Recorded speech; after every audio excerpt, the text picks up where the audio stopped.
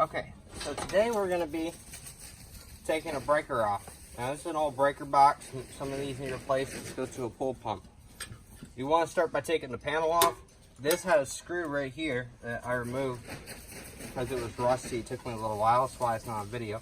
So you just take that off, set that aside, and now you have to find what you're trying to disconnect. So for me, I'm disconnecting this line. So I follow this. So you have 3 wires, a ground, a negative, and a positive. You remove the ground last. Now the very important thing is that you shut off the power to the breaker box from the inside. Now if you're removing it from a breaker in the house, there's a main breaker switch. You just hit the breaker switch, which will be at the very top right here. And it's a main breaker, it's really big. So you turn that off. Now you follow the line. So right here we have this. So we take this, and this is a dual breaker. So what you do is you just unscrew it. You unscrew it, and then you take this one and you unscrew it as well. So the one above it. This is a dual breaker. So this should just lift up and out right here. So you pull it out, and you want to be very careful not to cross anything. So you want to take this. Now for these hoses, you want to take your channel locks,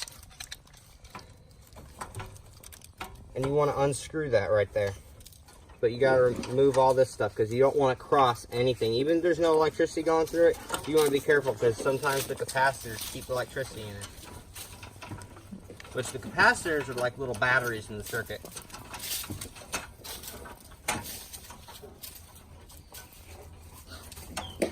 You take this, and it's just like a little nut right here on the inside. You loosen it up with the channel locks, and then you should be able to just untighten it with your finger and unscrew it all the way. Now you should be able to pull that out like that. So what you want to do, oops, sorry, is you take that, pull that one out, and then for this you want to follow the ground. Now there's going to be a strip right here of all the grounds. The grounds are very, very important. You never want to not install those, but they're always going to be together. So just follow the line where you're removing it from. Now just remove it, and then you yank it out really fast so it don't. So if it does cross, you don't want to be touching any of this metal, just in case. Sometimes there's a little sticky. These ones are really old, so it's really, there we go.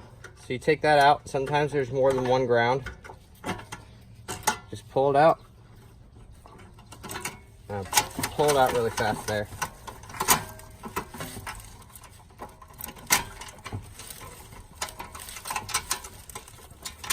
And there you go. You removed your wires from your breaker, and you're good to go. Remember always to keep the power off, be safe, proper safety equipment at all times. And whenever you're doing this, see how I'm standing like this? You're making it so the current doesn't flow. You have rubber bottom shoes. If you're standing like this, you're allowing a path for the current to go through you. This is a very common mistake. You never want to stand like this, because if I'm working on it like this, that creates a current where it can flow right through your body, right through your brain, and right into the ground, because you're making this the ground. So you want to make the shoes the ground. So that's why I stand like this and not like this. That's a very important thing. If you ever see somebody doing this, they're doing it wrong. It's very dangerous. Never do it like that. I hope this video helped you. Have a great day.